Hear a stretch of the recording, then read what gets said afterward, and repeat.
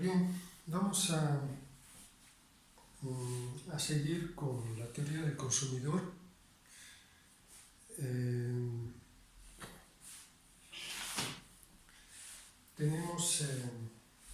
Hemos visto la última vez el concepto de utilidad marginal.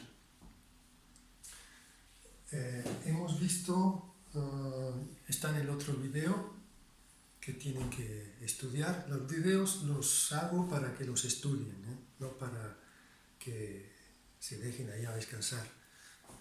Es una obligación. Usamos el término tarea, que les gusta mucho. No, las tareas no son solo ejercicios. Tarea es que si yo hago un video, se estudia el video. Se baja y se lo ven cuando tienen tiempo, pero por eso los hago para que tengan la oportunidad de tener una explicación normal y que la vean cuando tienen tiempo y condiciones, ¿no? Entonces, para eso no hay excusas, no hay conexión, no hay nada que... Si no los ven es porque no le echan gana para hacerlo, y bueno, entonces eso ya es otro asunto.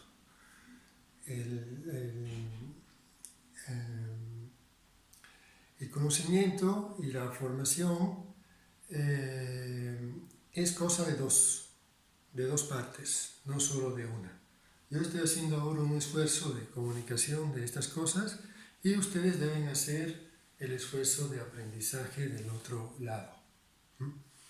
Entonces, en el otro video yo hablé del principio de la utilidad marginal decreciente. Es decir, que un consumo de una unidad mayor, adicional, de un producto, ¿no? Hacía varios ejemplos, el del agua, por ejemplo. Un vaso de agua adicional me da una satisfacción, porque si no, no lo tomo. Si empiezo a tomar agua es que tengo sed. Entonces, tomando el agua me siento mejor, se reduce la sensación de la necesidad, ¿no? de este bien primario. Pero cuando voy tomando vasos de agua adicionales, esa sensación poco a poco se va disminuyendo, esa sensación de necesidad. Entonces, precisamente eso, ¿no? De que esta sensación de necesidad va disminuyendo, implica que el incremento de utilidad que yo tengo sea siempre menor. El primer vaso de agua que tomo me da un alivio fuerte, pero el segundo menos, y cuando llego al sexto, séptimo, probablemente ya llego a un punto que me siento ya como lleno, ¿no? Y no quiero más agua. Eso quiere decir punto de saturación, se llama. El punto de saturación, o sea que ya no quiero consumir más, porque si consumo una unidad más, en lugar de crecer la utilidad, disminuye, ¿no? Me siento como que me provoca más daños, ¿no?, que beneficios.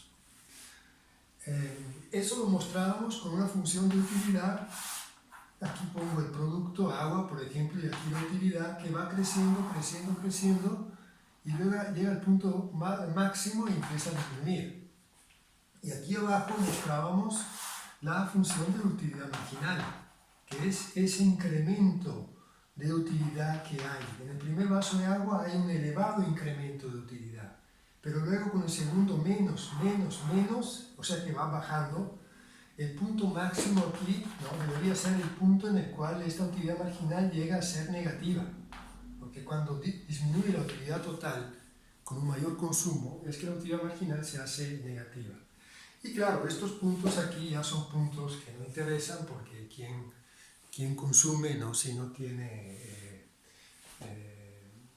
un incremento de utilidad. Entonces, bueno, con estas ideas vamos ahora a decir lo siguiente. Nosotros tenemos en un plano cartesiano donde aquí hay dos bienes, una recta presupuestaria con pendiente negativa. Esta recta presupuestaria tiene un punto aquí de salida que depende del ingreso y del precio del producto 2. Si yo escribo la ecuación de la recta general sin datos, es que el ingreso se gasta en 1 y en 2. Entonces, cuando hago mi tabla aquí, sin hacer ahora ejemplos numéricos, ¿no? Y digo, x1 va a 0, x1 va a 0, ¿cuánto vale x2? Entonces, si x1 va a 0, obtengo ahí arriba que y igual a t2 x2. Entonces, x2 es igual a y sobre p2. Este p2 lo paso aquí abajo. Es decir, que esta es la cantidad máxima de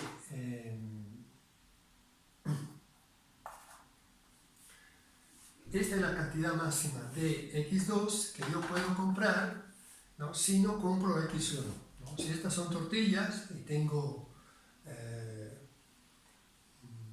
150 pesos en el bolsillo, ¿no? El precio de la tortilla es a 15 al kilo, 15 pesos al kilo, y yo dejo de comprar el otro producto, ¿no? Por ejemplo, no sé, tomates. Entonces todo lo gasto en tortilla.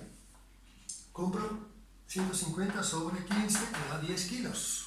10 kilos sería este punto que me dice, si uso todo el ingreso para comprar tortilla, ¿cuánta tortilla compro? ¿No? Y luego cuando empiezo a comprar tomate, es que el ingreso lo uso también para comprar tomate, entonces compro menos tortilla, ¿no? Por eso esta presupuestaria tiene tendencia negativa. Entonces este punto aquí es y sobre P2. Pero cuando x2 es 0, cuando yo dejo de comprar tortilla y compro solo tomate, entonces obtengo, al revés, que y es igual a P1 x1, porque ahora esto se anula. Y x1 es igual a y sobre P1. Entonces este punto aquí vale y sobre P1. O sea, el ingreso sobre el precio del producto 1, el tomate, ¿no? Si el tomate cuesta 30 pesos al kilo, supongamos, yo tengo estos 150 pesos, ¿no? Y dejo de comprar tortilla para comprar solo tomate, 150 entre 30 da 5, y esos son, y sobre el peso 1, esos son los kilos de tomate, ¿no? 5 que yo puedo comprar usando 150 pesos, ¿no? Para comprar solo el tomate.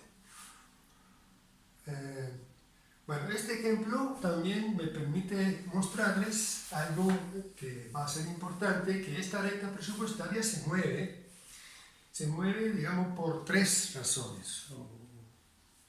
Sí, son 3 las variables aquí que la pueden mover. Una es el ingreso. Cuando crece el ingreso, la recta se mueve. Pero vean aquí que cuando crece el ingreso, se mueve esto y se mueve también esto, porque el ingreso está aquí y está aquí. Entonces, si de 150 pesos paso a 200, 250, la recta se va moviendo hacia afuera. Y este movimiento de la recta es paralelo. Se mueven esto y esto de la misma medida. Entonces, de esa forma mostramos un incremento, ¿no? Del ingreso. Claro, una disminución del ingreso, ¿no? Se mueve hacia atrás, ¿no? Cuando el ingreso baja. Estos son movimientos de la recta presupuestaria. Pero ahora supongamos que el precio del producto 1 crezca. Entonces, ¿qué sucede? Que yo tengo mi recta presupuestaria, el precio del producto 1 aumenta. Como ven, este punto aquí no cambia porque esto vale y sobre P2. Entonces no depende del precio de 1. Entonces la recta sigue saliendo de aquí. Pero con el precio del producto 1 que aumenta, este denominador aumenta y este punto se mueve hacia la izquierda. Y voy aquí. Quiere decir que esta recta ahora viene abajo así, con una mayor pendiente. Y se mueve como hacia adentro, pero no paralelamente ahora. Este es el caso del precio del producto 1 que aumenta. Si el precio del producto 1 disminuye, entonces hace así. Porque I sobre P1, si P1 disminuye, todo esto aumenta, entonces se mueve hacia acá. Por ejemplo aquí, y la recta hace esto, se mueve hacia afuera, pero ven que la pendiente ahora va disminuyendo, ¿no? La pendiente antes inicial era esta y ahora este ángulo es menor que este. Viceversa, cuando el precio del producto 1 crece, la pendiente crece, este ángulo va aumentando y la recta se mueve hacia adentro, ¿no? Y da lugar a posibilidades de consumo, en este caso menores, empezando de aquí, menores, y aquí, cuando el precio disminuye, ¿no? Mayores posibilidades de consumo. Entonces, aclarado esto,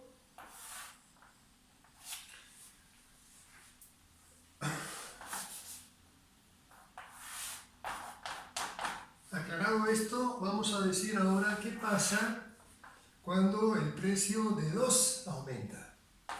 Cuando el precio de 2 aumenta, esto va de I sobre P1. Esto se mantiene ahora.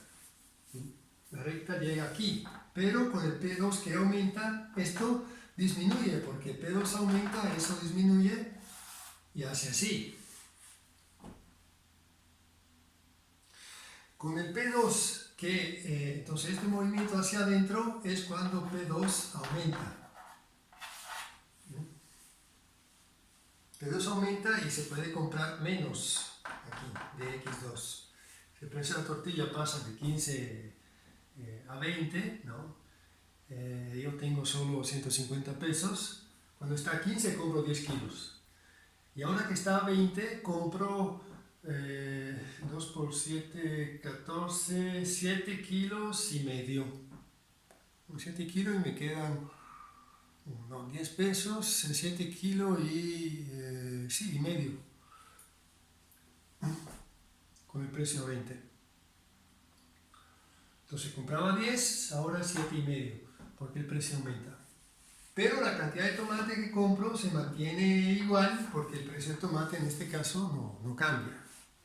Viceversa, si el precio de la tortilla disminuye, si disminuye el precio de 15 a 10 pesos, yo puedo comprar, ya no 15, puedo comprar,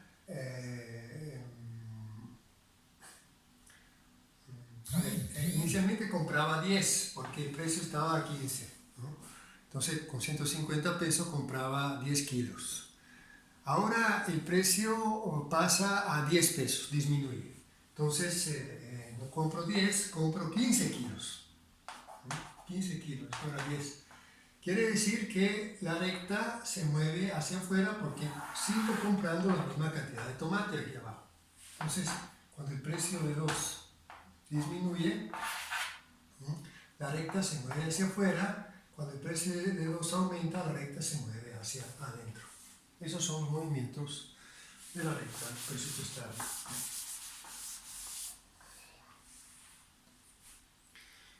Y ahora,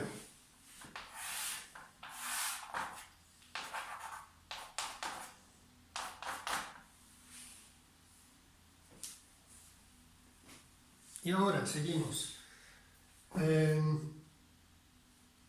El objetivo que tenemos nosotros con todo este discurso, que es la teoría neoclásica de la demanda, es determinar el equilibrio del consumidor, quiere decir la canasta que este consumidor escoge.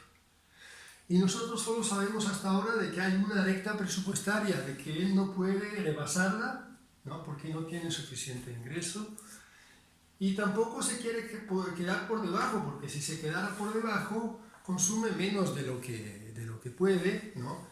Y ahorra dinero, pero no queremos que ahorre tampoco, queremos que gaste lo que tiene, ¿no? Ahora, eso implica que se mueve alrededor de ella, sí, sobre ella, mejor dicho, sobre esta recta. O sea, puede comprar mucha tortilla, poco tomate, o mucho tomate, poca tortilla, o un poco de una y un poco de otra, ¿no? En cantidades parecidas. Bueno, todos estos puntos son posibles. Ahora, ¿dónde se posiciona? Esa es la pregunta que nos vamos haciendo. ¿Dónde se posiciona el consumidor? Entonces, bueno, para contestar a esta pregunta, tenemos que introducir el concepto de curva de indiferencia o curva de isoutilidad.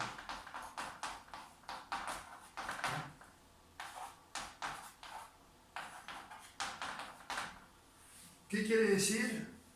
Bueno, es una curva, tiene una forma convexa, es decir, tiene la concavidad hacia arriba y tiene una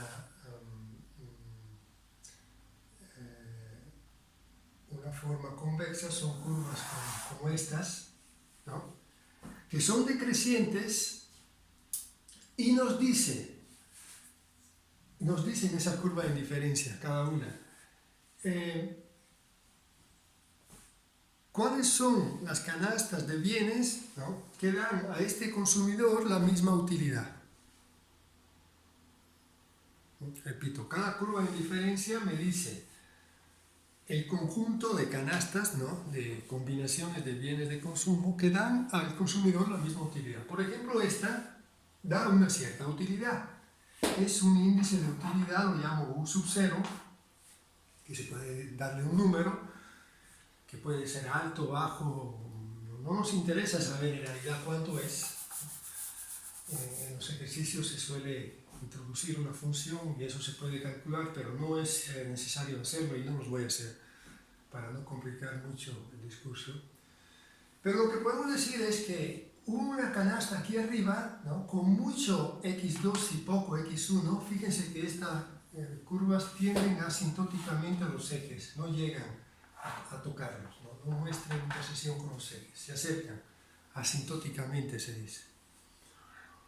Bueno, que una canasta aquí arriba da una determinada utilidad, que es esta, y una canasta aquí abajo también.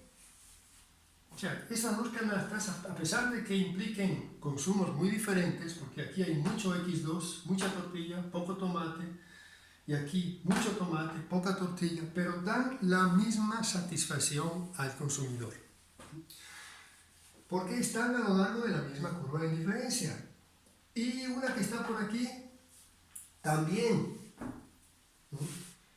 Y esta también, la misma utilidad. Todas esas canastas que son infinitas, que están a lo largo de ellas, dan la misma utilidad al consumidor.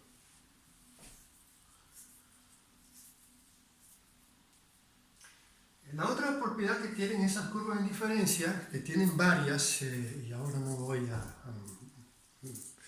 meterme en todas, pero es que primero entre ellas no se cruzan. Si yo quiero mostrar otra curva de indiferencia más externa, debe ser otra, digamos, que mantiene como un paralelismo con la anterior, que no hay intersección entre ellas. Eso se puede demostrar, pero no lo voy a hacer. Y cuando voy hacia afuera, es que voy sobre canastas de mayor consumo, como ven. Por ejemplo, en esta canasta anterior, ¿no?, yo llegaba hasta aquí con el consumo de X1. Tenía un nivel de dado de X2, ¿no?, y el consumo de X1 era este. Pero ahora puedo consumir más X1. Entonces voy sobre niveles de utilidad más altos. Porque si puedo consumir más es que mi utilidad debe aumentar en general. Aunque, como decíamos, llegue luego el punto de saturación. Entonces, cuando voy hacia afuera, voy hacia curva de indiferencia de niveles de utilidad más altos. Y viceversa, cuando voy hacia adentro, ¿no?, cuando voy hacia adentro, y las curvas de indiferencia se pueden regresar muy atrás, ¿no?, siempre que no toquen los ejes, no voy a tocar nunca. Bueno, cuando voy hacia adentro, los niveles de utilidad en el consumo disminuyen. Entonces el problema ahora del consumidor es resolvible, es decir, un consumidor racional para los neoclásicos es un consumidor que maximiza la utilidad en el consumo. O sea que distribuye su ingreso de una manera, digamos, óptima para maximizar la utilidad que le proviene del consumo de esa canasta. Entonces, en aras de maximizar su propio bienestar, su utilidad, como ven, es un consumidor, digamos, individualista, egoísta. El consumidor neoclásico es así. Aquí no hay espacio, digamos, para actitudes solidarias entre consumidores, ¿no? Porque es un supuesto, ¿no?, de la teoría neoclásica que obviamente luego se puede modificar, pero hay que decir que esta teoría neoclásica es la que ha logrado como mayores adelantos teóricos, y en la micro es la única, ¿no?, que ha dado una visión bastante, digamos, completa de la teoría microeconómica. Entonces es la que se hace también en el libro de texto como el Samuelson, a pesar de que tampoco Samuelson comparta totalmente, ¿no?, este discurso de llamado individualismo metodológico, ¿no? Es decir, que se asume que los consumidores son individualistas, piensan en sí mismos, en su propio bienestar. Es muy criticable porque sabemos que también hay personas, afortunadamente diría, que se guían también por otros valores en la vida, ¿no?, que no es solo pensar en mejorar su propia condición personal. Pero los neoclásicos asumen, ¿no?, esta idea de una racionalidad del consumidor entendida como que cada uno busca mejorar las condiciones personales propias y cuanto más de su propia familia, ¿no?, y no va más allá de eso. Entonces, bueno, aclarado esto, el consumidor quiere maximizar su propia utilidad y está sujeto a una restricción, que es la recta presupuestaria. Es decir, la recta presupuestaria le dice: tú no te puedes pasar de aquí, porque no tienes suficiente ingreso y dado los precios que hay, tú no puedes salirte de aquí. Por eso la hago ahora más. Entonces, claro, el consumidor en este caso diría: bueno, yo quiero estar aquí, no quiero consumir mucho de todo.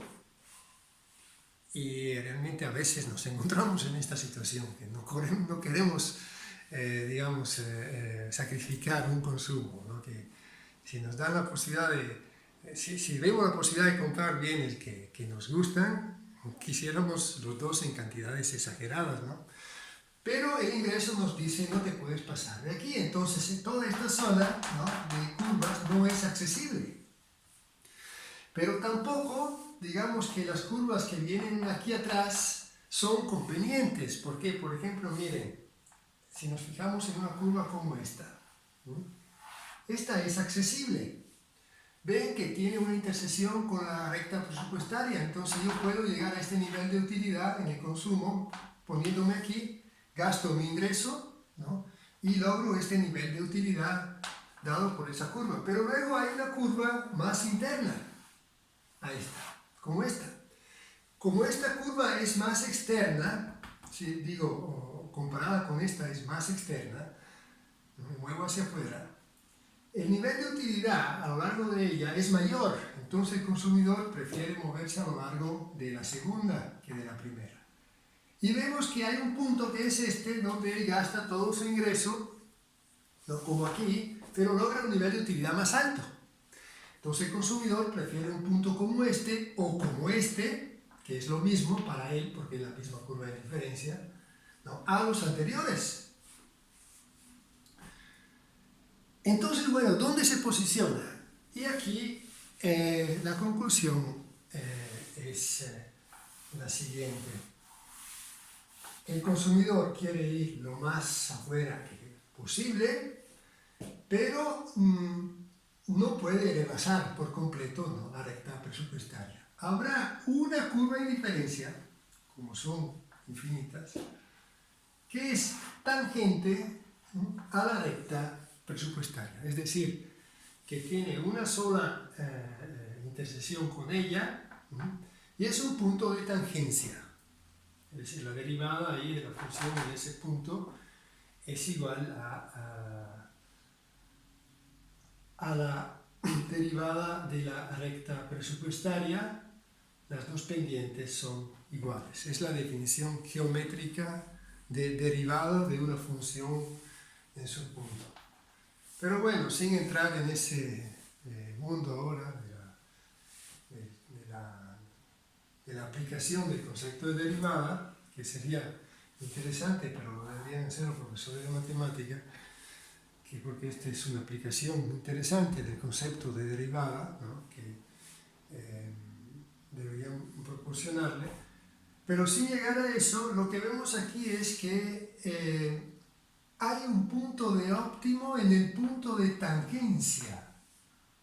En el punto de tangencia, esta recta presupuestaria pasa por aquí y toca la función en un solo punto. Mientras que las anteriores, la intersección la tenían en dos, ¿ven? Las anteriores, esta solo en uno. Y si voy un poco más afuera, esta ya no es alcanzable, porque ya no tiene intersección con la recta presupuestaria. Entonces eso quiere decir que ya no hay un punto posible de elección.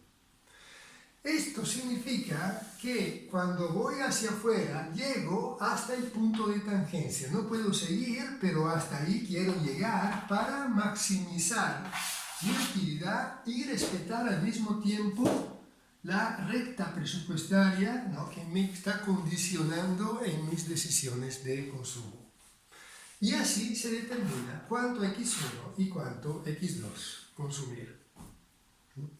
Esta es la canasta, la del punto de equilibrio, otra vez, pero equilibrio que representa el llamado óptimo del consumidor.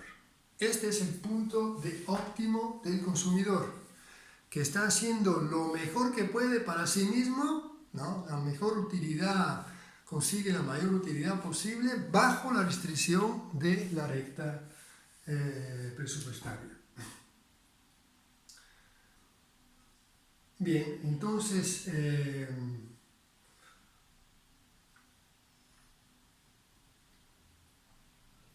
este es el problema, la solución del problema del consumidor dentro de la teoría neoclásica, cómo se determina la canasta óptima. Como ven, es una, no son 2, 3, 4, es una sola, es una dada combinación que obviamente depende de cómo colocamos, ¿no? Estas curvas de indiferencia, esta recta presupuestaria, ¿no? Veremos que hay posibilidades que esta recta se mueva, y si se mueve esta recta, obviamente este punto cambia, y esto lo veremos en otro video.